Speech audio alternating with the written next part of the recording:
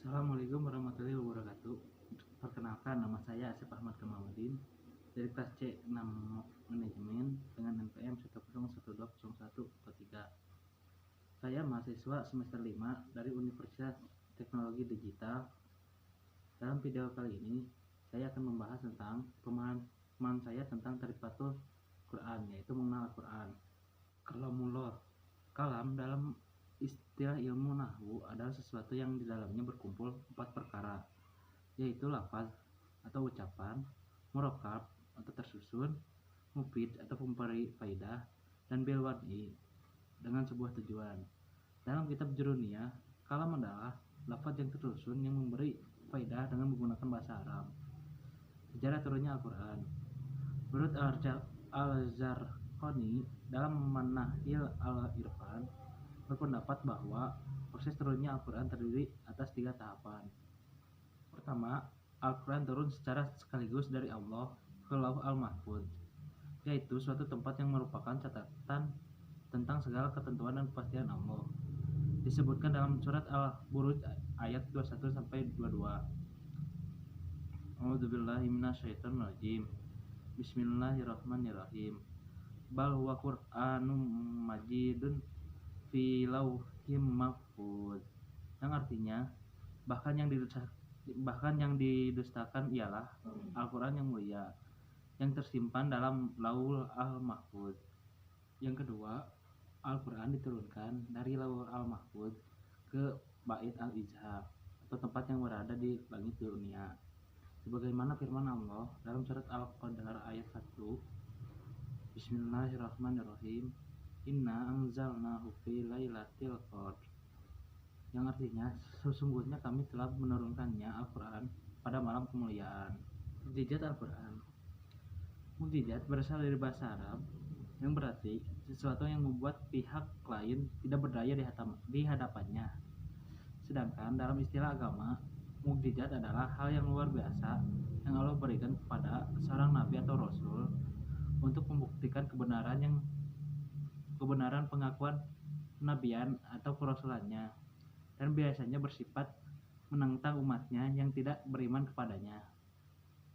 Definisi mukjizat menurut ulama, perkara yang di luar kebiasaan, yang tidak bisa ditandingi, yang tidak bisa ditiru, yang diberikan Allah Subhanahu wa Ta'ala kepada para nabinya. Syarat-syarat mukjizat. Menurut Al-Qurtubi ada 5 syarat, yaitu sesuatu yang tidak bisa dilakukan selain Allah Subhanahu wa Ta'ala. 2. Sesuatu yang di luar kebiasaan. 3. Disampaikan terkait dengan syariat atau dakwah. 4. Terjadi karena adanya penentang. 5. Seseorang tidak dapat mendatangkan atau terhadap orang yang menentang sebagai pembuktian. Macam-macam mukjizat. Yang pertama yaitu mukjizat sisi, yaitu mukjizat yang bersifat material, indrawi, dan tidak kekal. Yang kedua, mukjizat maknawi, yaitu mukjizat yang bersifat immaterial, logis, dan hanya bisa dicapai oleh kekuatan akal dan kecerdasan pikiran. Aspek-aspek mukjizat Al-Quran. Yang pertama, aspek bahasa dan sastra. Yang kedua, aspek isyarat ilmiah. Yang ketiga, aspek kisah-kisah purba. Yang keempat, aspek hukum. Aspek bahasa dan sastra. Tidak ada satu fakta pun seorang yang dapat menyaingi atau meniru Al-Quran. Kelembutan Al-Quran secara lafziah yang terdapat dalam susunan suara dan keindahan bahasa. Beberapa ayat memuat nada dan irama yang menyenangkan bagi pendengar. Aspek isyarat ilmiah. Beberapa ayat memuat berita-berita, kejadian-kejadian, dan fakta-fakta ilmiah yang mendahului zamannya. Aspek kisah-kisah purba. Kisah dalam Al-Quran berbeda dengan kisah pada umumnya. Al-Quran memuat kisah-kisah kehidupan manusia yang paling purba. Masing-masing kisah dijelaskan secara singkat, padat, dan syarat akan nilai.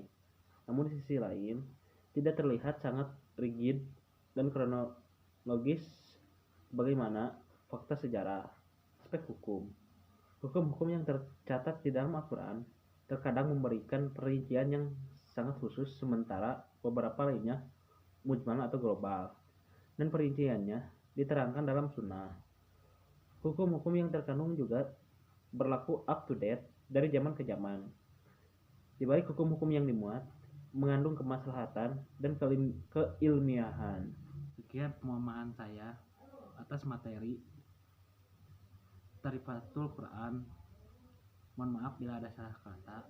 Wabillahi taufiq wal hidayah. Wassalamualaikum warahmatullahi wabarakatuh.